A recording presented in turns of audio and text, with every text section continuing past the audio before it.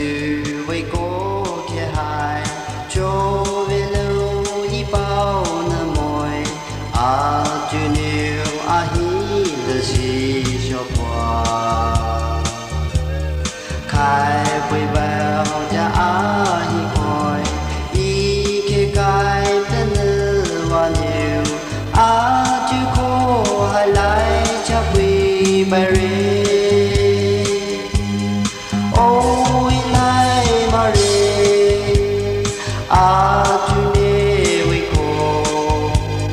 đây bao y mà hai mà khai ba cha y chú lu mô nên lại quy bài rê khai quy bài cho giá đau phải và su re su che lo ki lo su đau bi ju chi kha cao ju mai phu sa hao ta ki chu ki hi phu be ki sa la lai mai o ha re mai o ko na sho ki lo su re ôi lại mà rê chú nê với cô đi bao y mà hai mà khai ba cha y chú lu mô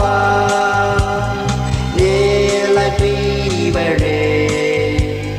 khai quy bài sâu giá đau bài môi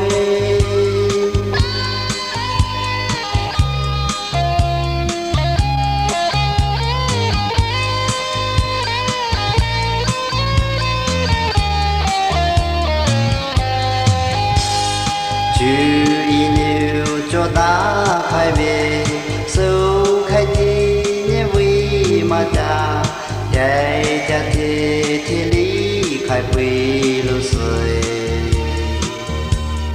na lệ mai hai hiểu chạy cha về đâu mua lu hồi ôi đại một sự khai quy một xa ôi lại mà rê chú nê với cô đi bao y mà hai mà